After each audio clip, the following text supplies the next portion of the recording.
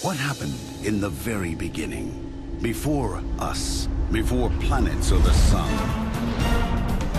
What happened in that very first nanosecond of time, the instant the universe began, that allowed nothing to become everything? Impossible to know until now. 100 meters below us is the largest science experiment of the world. After decades of preparation, one gigantic particle accelerator is on the verge of changing everything we know about the universe. The greatest scientists in the world are looking to this huge machine to recreate the conditions 13.7 billion years ago, in the first moment after the Big Bang. You are about to take a phenomenal exploration to see what may be discovered when a controversial $8 billion machine turns on in 2008. Will it reveal extra dimensions of the universe? Will it explain what dark matter is? Will it reveal a kind of universal supersymmetry? Or explain why we even exist at all by unveiling the God particle? Perhaps, but one thing is certain. What we discover at the LHC may be the next Big Bang in physics. This is the next Big Bang.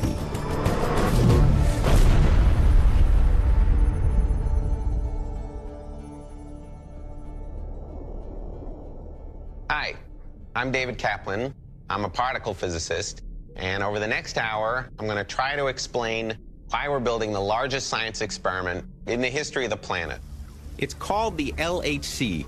It's a tunnel 16.5 miles around and more than a football field underground.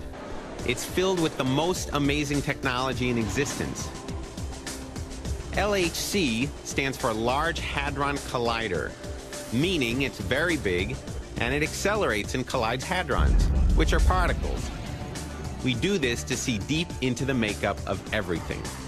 Trillions of protons will travel in opposite directions around the ring, accelerated to the speed of light, until the beams converge and the particles collide at 4 separate experiments.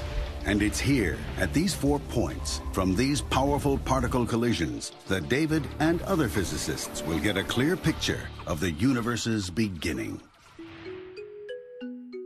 Imagine this line is the history of the universe. This direction is time, and this direction is temperature, us. Hello. The beginning, I have the Big Bang. Now, we live here because we can't live here earlier in the universe because it's too hot. This is the time that stars formed. If I go before that, I get the time that atoms formed. This is the time when the temperature of the universe is the same as the temperature inside the sun. This is the time where the nucleus of the atom is formed. And back here is the time when everything is one big quark plasma. Before this, it's really hot. Particles are hitting each other really fast, and we have no idea what's happening.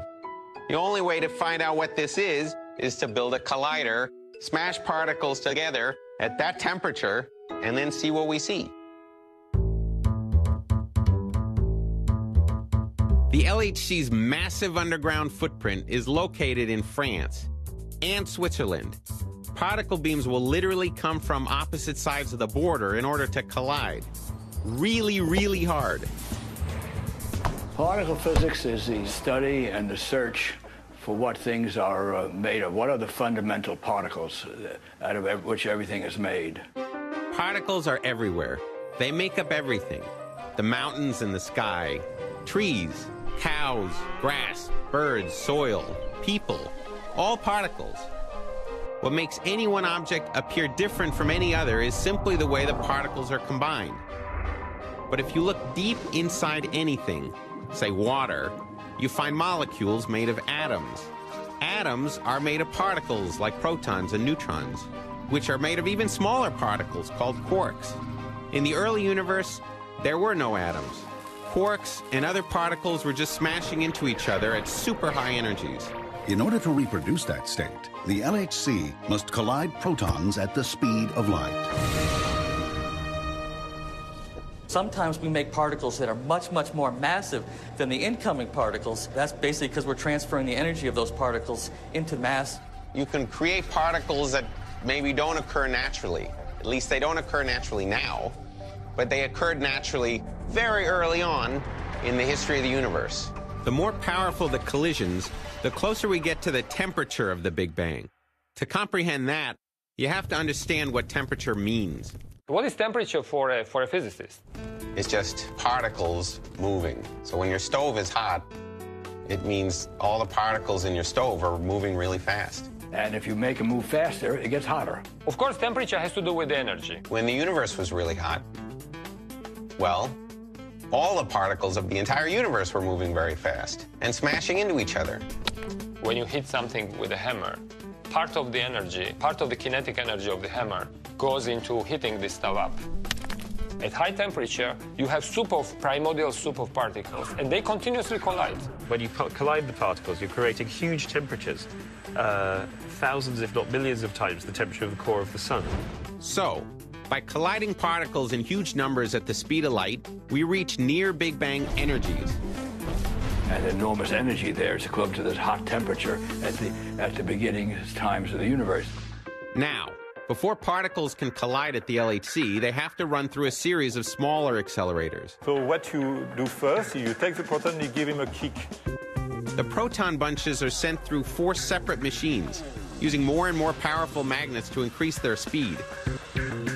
Then you inject it into the LHC, a big machine, and then accelerate it to its top energy. Accelerating not just one, but trillions of protons to the speed of light. To be precise, they travel at the speed of light minus 10 kilometers per hour. Really fast. It would take you 15 minutes or so to drive the length of the ring, while a proton in the LHC does that trip 11,000 times in a second. Those protons are kept on course by over 9,000 superconducting magnets. 1,232 of them are called these big dipole magnets, they're called, and they're what make the beam go around in a circle. There are 400 quadrupole magnets. They work like lenses. They focus the beam, and there are all kinds of other smaller magnets that just provide small corrections to the beam orbits. Most of the way around the LHC, the beams are in separate beam pipes traveling parallel, one going this way, one going that way. And right before they get to the experiment, the beam pipes converge into one tube. And then they collide. Per second, there will be 40 million collisions happening. You've got one packet coming this way, one coming that way. They collide 40 million times a second. But there's an awful lot of particles inside these packets, 100 billion in each of them. And when you do the sums, that means that you're getting up to 600 million individual proton-proton collisions a second inside the particle detectors. Thus replicating the conditions of our universe the instant it began. You have to build a machine that big to get energy enough to mimic what was happening when the universe was a tiny fraction of a second old. Humans have always had the curiosity to ponder the universe and find the makeup of things. Around the 5th century BC, Democritus, a Greek philosopher, uttered an amazing statement for his time.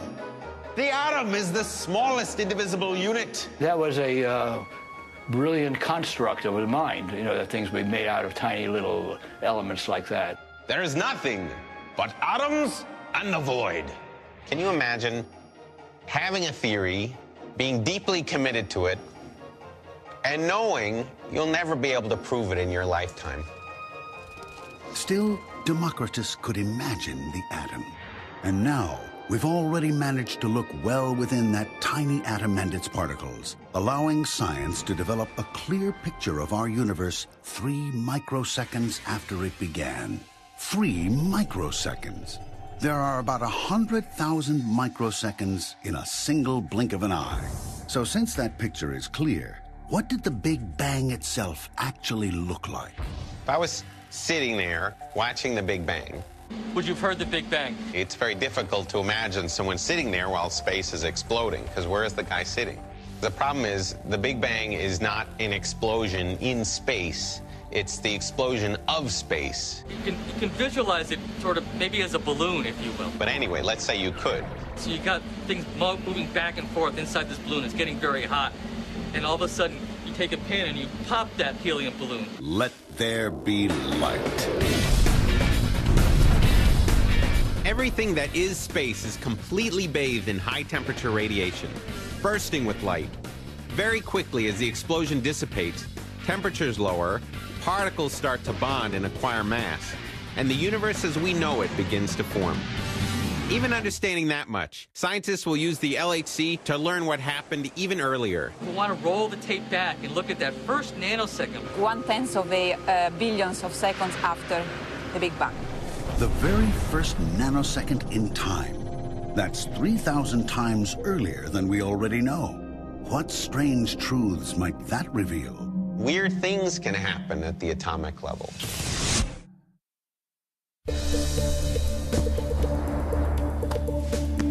Weird things can happen at the atomic level. Things can be roughly in two places at once. There is a chance that anything can happen at any time. Quantum mechanics says there's nothing solid. They say there's a chance that this ball could fall through this chair. They're not what we experience in everyday life. Anything can happen once, so you have to do it a lot of times. You put the ball in the chair 100 trillion times, and then it fell through 10 times. They're a probability function. You could have some better sense of the probability than if it fell through once randomly. Yes, there is a chance of anything happening at any time, but reality is a function of probability. In the same way, there's probability for really strange things happening at the LHC. For example, you could produce a black hole. Well, if the LHC produces black holes, I'll tell you, physicists would be incredibly excited. It's unlikely, but there is a chance it could happen. A black hole. Wouldn't that be dangerous? Could it swallow up the Earth? A black hole produced at the LHC couldn't possibly swallow up the Earth. It would be the size of a proton. Smaller. However, there is a good chance that the LHC will help us to understand which is dark matter. For the very first time in history, the LHC will likely produce signs of this nearly inobservable dark matter, which makes up the majority of the universe's mass. Dark matter is different than a black hole. Until the LHC turns on, dark matter will have remained completely elusive to us, though we've known it's there. What is dark matter? It's not atoms. It's the other stuff. Particles we've only speculated about, until now. And we don't know what is made of. it will be gorgeous that we are going to produce the particle which constitute 25% of the universe. We call it dark matter. It has absolutely nothing to do with the dark side. Look up at the stars. All those bright things are a very small fraction of what is actually out there. The rest is mostly this invisible stuff, unrelated to the particles that we recognize. We call it dark matter. And right now, dark matter is passing through you at over 100,000 miles an hour. What we hope to produce at the LHC is the particle connected with that dark matter. That would move our understanding of the universe from 4% to 30% overnight, which is a pretty good jump to take in one go. Darth Vader is still safe. The road to understanding dark matter first required really understanding what matter is. And that process couldn't have begun without something we now take for granted, called experimentation. A method brought to science by a man with a telescope. Galileo Galilei was one of the first modern scientists. He drops a penny and a big 50-pound weight. They fall the same speed. Galileo modernized the telescope, looked into the stars to see what was actually out there. He measures to see how the world actually is made, you see. That's a different experimental method which we do today. And he brought the theory of atoms back. Though Galileo was on the right track, what he didn't know is that atoms and everything else are made of particles. More particles than he could have ever fathomed. The first glimpse of these particles within the atomic structure happened in the late 19th century, when Ernest Rutherford discovered there was something inside there. He called it the nucleus. That's when particle physics truly began.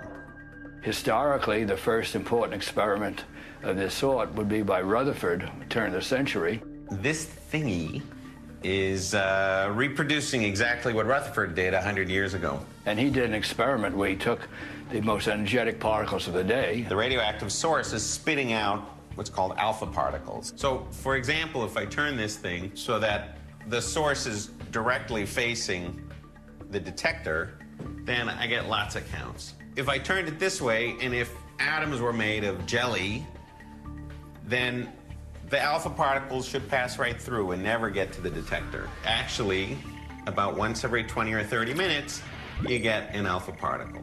The radiation goes, hits the foil, but then bounces back and goes into the detector. Implying that there was hard cores, and therefore that the atom was really a solar system of something hard and something going around it, as opposed to being spread out like a jelly. Once this experiment was done and really Rutherford interpreted it, we knew what the atom was. It was the first time we knew what the atom was. Though his discovery was gigantic, Rutherford used a relatively simple machine to look into the atomic structure. But we want to see what lies beyond that. For example, dark matter. Amazingly, we may finally get a glimpse of that invisible stuff at the LHC. How? By using an experiment like this. Welcome to Atlas.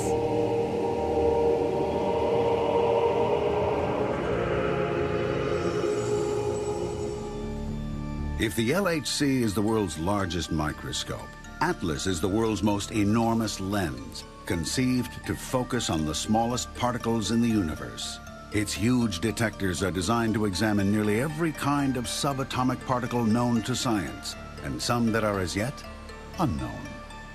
Atlas sits at the southernmost part of the ring. And like the other CERN experiments, we hope it'll unveil the underlying nature of everything.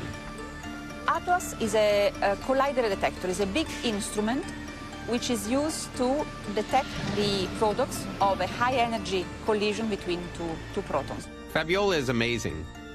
She's devoted the last 15 years of her life to the Atlas experiment, where her greatest hope is to find the key to, among other things, dark matter. We do have some pretty good theories that might account for dark matter, and we can test those with this machine. So you have to imagine that these detectors are like a kind of giant digital camera, which take pictures, and they have a very high resolution, and then you are able to reconstruct the details of the picture and then interpret it. Those pictures are taken by multiple layers of highly sophisticated particle detectors.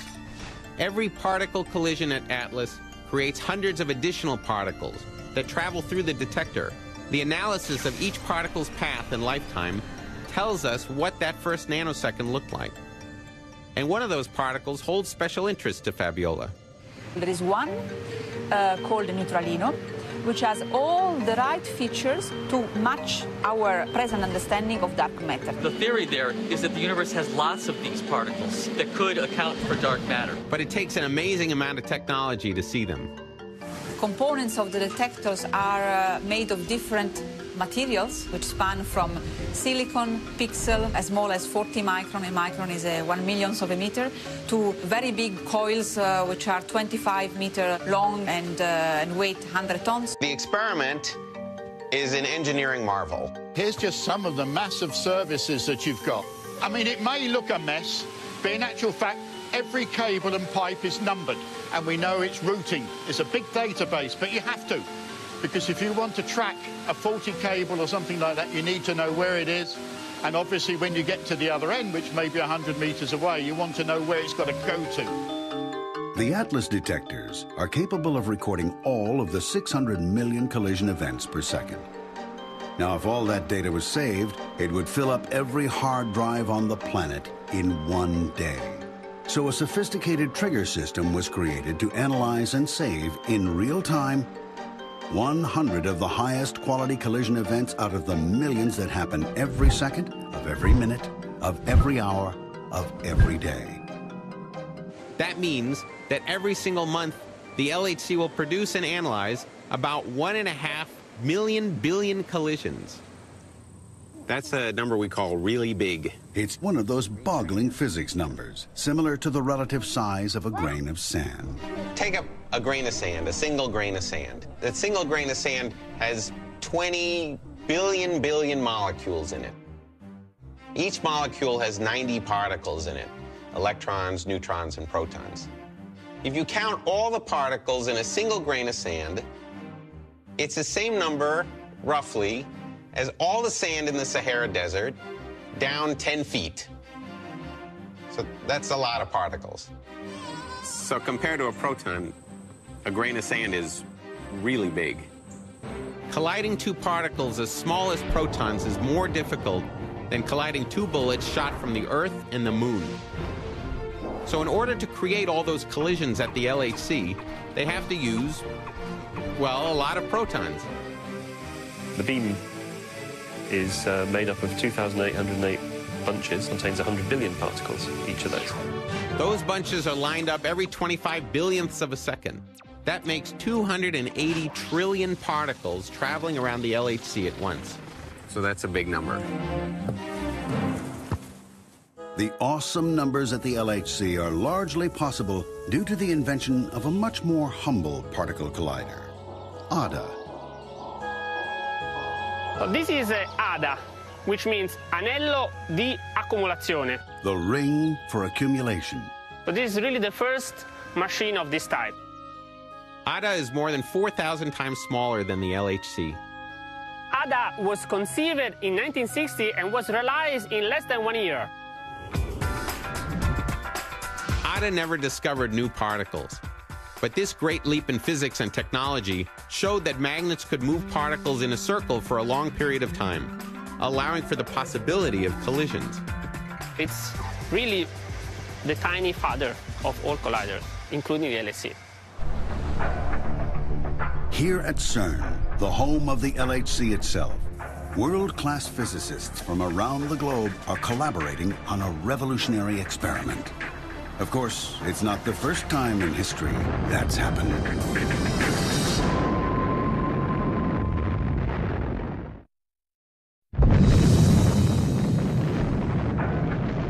In 1941, physicist J. Robert Oppenheimer and some of the world's smartest scientists began an experiment called the Manhattan Project.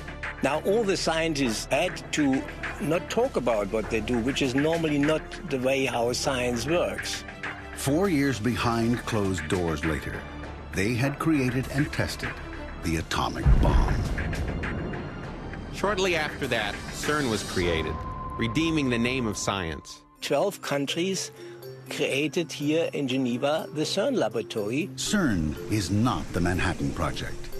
Lots of people come and say, I don't suppose we can take pictures, and the answer is yes, take as many pictures as you like. There is nothing secret here. And the LHC is not a bomb. It's not going to blow people up. CERN is a laboratory that exists to do fundamental research. We are expressly forbidden to do anything else.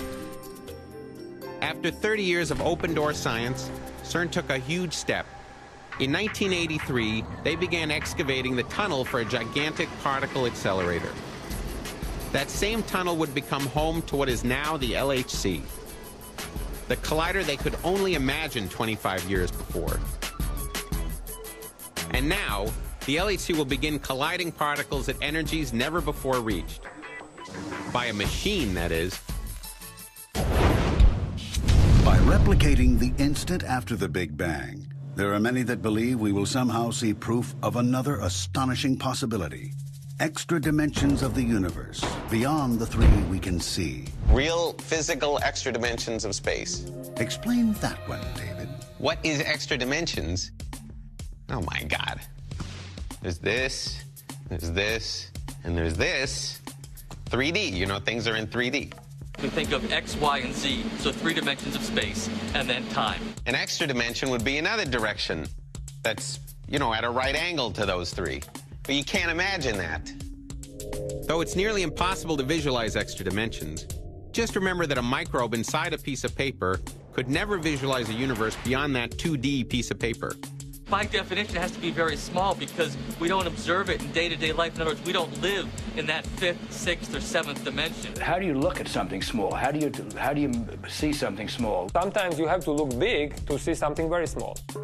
So stack a few universes together, or really overlap them, and what you have is extra dimensions. The bigger question is how and where would we find signs of extra dimensions? The 2 protons collide, and now they have so much energy compared to collisions we have been studying before, that they go over threshold, and they go indeed in a regime where these extra dimensions can be visualized. Albert works directly across the ring from Atlas. His detector experiment is called CMS. Its name stands for Compact Muon Solenoid. But don't let the name fool you, it's not compact at all.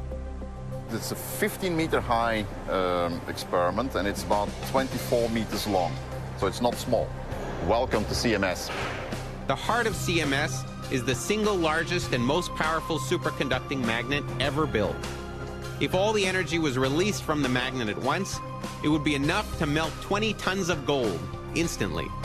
This experiment which you see here is actually a modular experiment. It comes in 15 different modules, and they were actually constructed on surface before they were lowered down in the hole here. The largest of these modules weighs well over 2,000 tons and is filled with more iron than the Eiffel Tower. Like Fabiola and Atlas, Albert and CMS will be looking hard to the detectors for signs of dark matter and other discoveries, including extra dimensions. And we have a number of special signatures which we know of, special events which we're going to look at or going to search for. For example, if two quarks collide and produce a gluon and a graviton, a particle that escapes from the detector, we may have hit the jackpot. So what we will see then is an enormous large jet going in one direction, and there is nothing to compensate that jet, so there will be sort of a large missing part in that event. So what might look like this typical example of a particle collision at CERN would be missing an expected spray of particles, or jets, meaning that the particles may have literally escaped into extra dimensions. Extra dimensions are just cool. I wouldn't think of it as a different kind of life form would live in there, because I think we're talking about something very small, 10 to the minus 15, 10 to the minus 20 meters, kind of small, not something that, you know, that you would bounce a ball in or something like that. But what would all this mean to me? What would it mean to you if we found extra dimensions? How would I know? I don't know what it means. I don't even know what it would mean to me. It's much more than just an intellectual theory, because if we find it, it really does exist. And the fact that that's not science fiction, that that's a part of the physical world is astounding. All of the experiments at the LHC, CMS, Atlas, ALICE, and LHCb will be looking for a myriad of theories, like extra dimensions, by using completely different technologies. That gives you confidence in your result.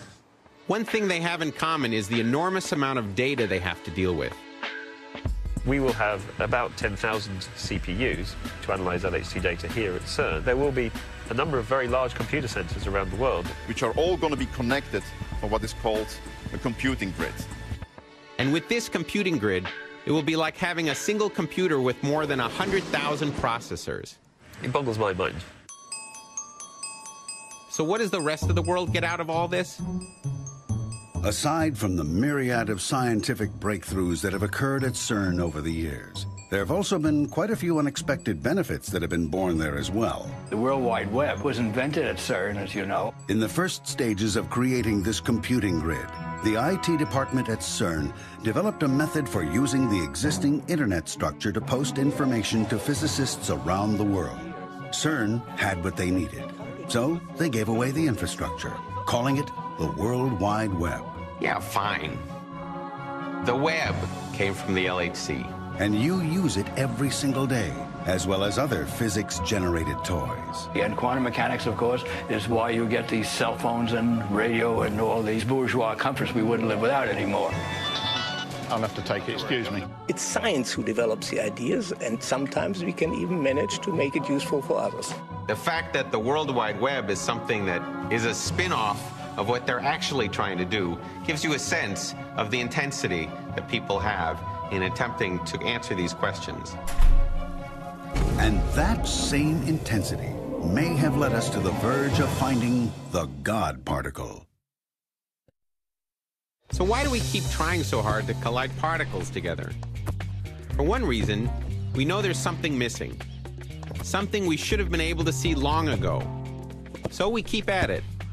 When two particles collide, how do you create new particles? There should be a particle that explains why stuff has mass, why we exist.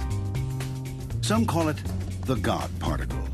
It's known as the Higgs boson, and though its existence was predicted in the 1960s, no one has yet to see it. To understand why it has to be there, you need to understand this. What particle physics really is quantum field theory. Not so long ago, it was thought that everything that exists now, all particles, existed from the moment time began. Not true. It's the fields that exist. Particles annihilate and get created. So the things that exist now maybe were created by particles in the early universe, but they certainly didn't exist in the early universe. Take, for example, an electron. The electron field permeates the universe, and an electron is a vibration of that field. You have to imagine it like the surface of a lake, and you throw a pebble in, and you get some waves. Now imagine the waves kind of stay around where they are. They don't spread out. That little wave thing is an electron. Every time you throw a pebble in, you get another electron. There is a lake for every type of particle. The constant is energy. E equals mc squared says that the energy then is equal to the energy now. Could be in the form of mass, or it could be in the form of things moving around. And that's it. Quantum field theory. Fields fill space, and fields are the existence of particles. Physicists know that there is a field responsible for mass. Therefore, today we think that masses are generated because there is a Higgs particle. As the universe cooled, the Higgs field condensed, making it more difficult to move through space due to what we interpret as mass. And the God particle is the search for this Higgs particle, a way in which we can give mass to particles. As particles move through space, their interaction with the Higgs field is proportional to their mass. And one of the goals of the LHC is to finally find these things. To find the Higgs would answer a whole bunch of questions, but to not find it would have even more impact. Well, most physicists are a little uncomfortable with the fact that we haven't seen any so far. If there is no Higgs, who is generating the mass? Would be a great mystery. Why? Because it's the best possible explanation we have for why we exist the way we do. So how will they find the Higgs? Particle signatures. Signatures of new physics. This is a cloud chamber, where the naked eye can actually see traces or signatures of fundamental particles. Originally built for examining clouds, this relatively simple box filled with dry ice and gas allows us to visualize subatomic particles. Amazing. When an ionizing particle goes through the cloud chamber, it again has only single atoms that are ionized, and you don't see those. But the mist inside the cloud chamber condenses on them, which you can then photograph, because it gets big enough to photograph. Signatures. Tangible proof that they exist. There's an electron. Look, that's a photon. Like the cloud chamber, spotting the Higgs particle will be a process of looking at signatures left behind by other particles in the LHC, or maybe even somewhere else.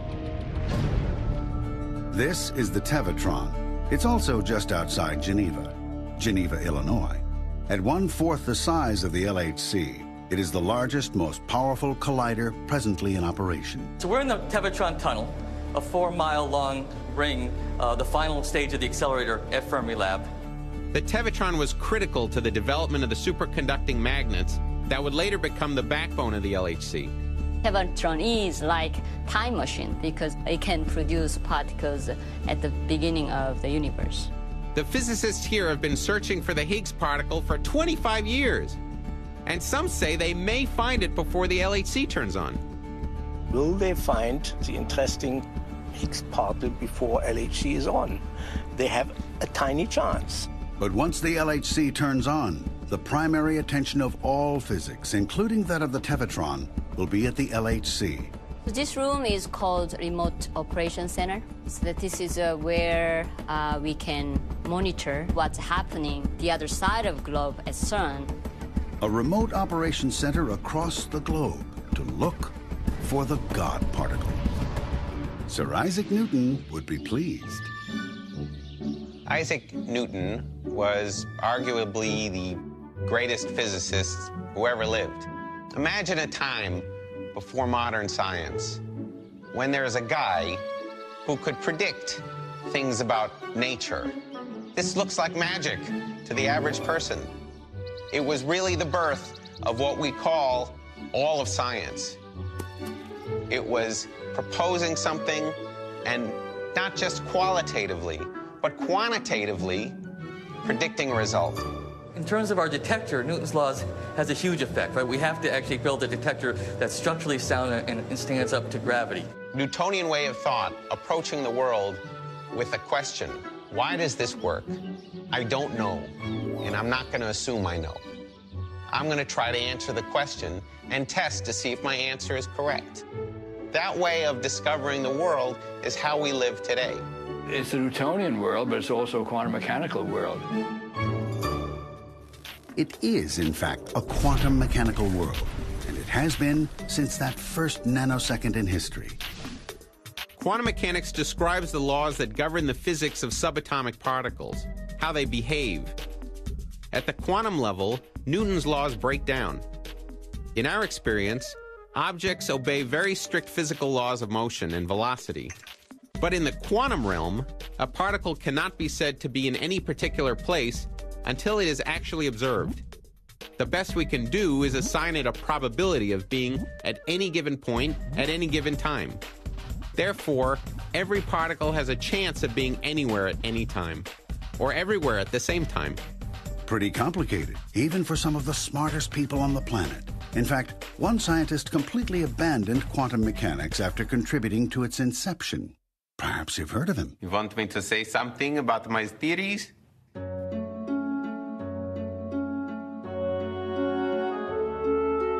Einstein is really special because he really did everything by himself on a problem which other people were even scared to try to attack. We all work with Dr. Einstein. He's my good friend in a sense because the accelerators would not work without Einstein. In fact, I experience Einstein every day.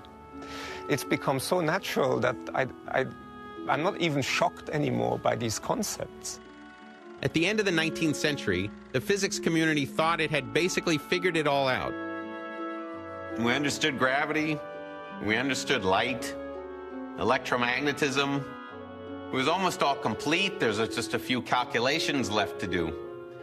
And then Einstein throws a huge wrench into it and gives us relativity, says things move through time differently if they're moving relative to each other. And of course, he gave us arguably the most famous equation ever written, which basically states the amazing truth that energy and mass are different forms of the same thing. There are a number of ways you can use Einstein's equation, E equals mc squared. One of them is you can build a power station, you take a tiny bit of m, mass, and you get the energy out of it, and you power a city. What we're doing is doing that process in reverse. He came up with some of the most dramatic developments in physical theory in 300 years. He created the birth of quantum mechanics. And then, of course, he would make teenage girls faint. I can't explain that, but he was bigger than Elvis. And he was a very good-looking man as well.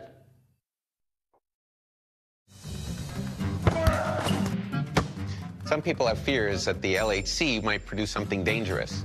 We're going to create black holes that are going to destroy the universe. Or maybe the LHC could be used as a weapon or something. No, we're not building a bomb here. There is no sort of weapons building. It requires 17 miles of real estate in order to actually produce a beam of that strength. Not very practical. However, it is practical in producing cutting-edge science. And the hope for the LHC is we'll see things that we've never seen before, and we'll understand things that we haven't understood until now. Why then is this great LHC hidden in a tunnel 100 meters underneath Europe? Well, you got to put the thing in a tunnel. The first reason to put it in a tunnel is there are cosmic rays coming from outside the Earth and bombarding your experiment. So you put it inside a tunnel so that the cosmic rays don't disrupt your beam. So the depth keeps cosmic rays from tainting results. But even more important, perhaps, is that when the beam is turned on, while it's going, it's emitting this radiation. And the radiation is coming out, and you need something to shield the radiation from coming out of the tunnel. Radiation, which is why you can't be in the tunnel when it's on. If you're in our collision hall and you're hugging the beam pipe while the collider is running, but you would die almost instantly from the radiation. So the big question is, what actually happens to all the radiation? When there is no particle left, there is basically no radiation left. When you turn it off, of course, there's no radiation. Still, the LHC is not without dangers, which is why huge care goes into keeping people and the machine safe. With hundreds of trillions of protons traveling at that kind of energy, one situation is particularly worrisome for scientists at CERN. A disaster called a quench.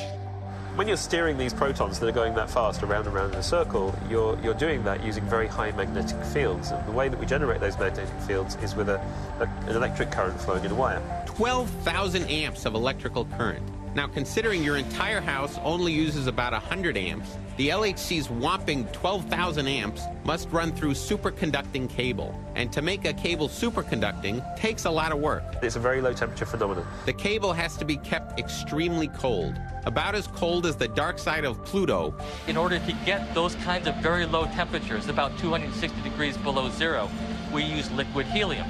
Which is dangerous in itself. You can't touch this stuff. Because it's so cold that it will be completely frozen. If the temperature of the liquid helium rises even a few degrees, the results can be disastrous. Something could happen that causes the superconducting cable to heat up to a temperature above where it superconducts, and suddenly this 12,000 amps sees a resistance, an electrical resistance. That's a quench. Now the wire acts like any other wires, so it acts like a heater. It heats this magnet up, and now the liquid helium turns into gaseous helium. All in a fraction of a second. So now you have to get that deadly gas the heck out of there. And that gas has to go somewhere, otherwise the magnet will blow up. Which you obviously want to avoid. You have to have very sophisticated systems that monitor for quenches, see quenches coming, and when they see one coming, they dump all that current out very quickly into quench resistors. Because if the magnet goes down, suddenly this beam, packing the force of a small aircraft carrier hitting the beach at 30 knots, is now flying out of control. When you hear the LHC guys talk about, oh my God, there's a quench, they really have a problem in the sense that that quench could missteer the beam. And that beam, if it's missteered, will now go right into the side of a magnet and blow a hole in the side of that magnet. If a beam got loose, well, it would punch a hole in the wall about 100 meters deep. If you were hit by the beam, you may wonder, what, am I going to vaporize? No, you wouldn't vaporize. You would just die. And I think relatively quickly. Which is another reason why there's no one in the tunnel during its operation. But it's a very real danger for the very expensive equipment. It's something we will have to deal with, but what I can say is that every single magnet in that tunnel has been tested, quenched, put through its paces on the surface. All of this work, all of this technology, and all of this danger to find something, and one possible something that could address everything, is called supersymmetry. The fundamental essence of supersymmetry is that there should be a symmetry between particles and forces. What the heck is supersymmetry? Supersymmetry, that's a toughie. Supersymmetry is a theory where effectively every particle has its own superparticle. For every known particle, like the electron, there's some other particle which is the partner of that particle, the superpartner. Except that it's heavier, more massive. We look hard enough, we should find a whole other double copy of this world where there's a force-carrying particle for every matter particle and a matter particle for every force particle. It's a symmetry between matter and force. This is often like to talk about supersymmetry as being a mirror. You have a mirror, and on one side of the mirror is the real universe, and on the other side of the mirror are your supersymmetric particles. Everyone who believes in supersymmetry believes that when we go to high enough energies, the mirror will break down and we actually will see particles and their superpartners at the same time. The LHC may actually find supersymmetry, or for that matter, extra dimensions, dark matter, or the God particle. All of these theories are there to try to explain what's happening at this fundamental temperature, at this fundamental energy, which seems to be an underlying part of particle physics. But they could also find something else. The LHC could find something we didn't even think of. Which could be the greatest discovery of all. And that leads to the final question. We understand what we're looking for, how it works, where it is, who was involved. But we have yet to understand why. Why? Why? Pourquoi? Why? Why? Why go to such great lengths just to witness the momentary production of these historic particles? Because I have to. Nature has just an infinitude of phenomena that it hands us, and we just are there to discover it. I want to find truth. That's why I'm here. There are more open unknowns ahead of us. This is a truth. Nature itself has zillions of surprises for you. We're about to open a new door. It's truth. That's why we like science. There's something behind what's happening, and I want to know what that is. The LHC is a doorway And when we open it, we're going to find some answers. I don't know what. Whatever it is,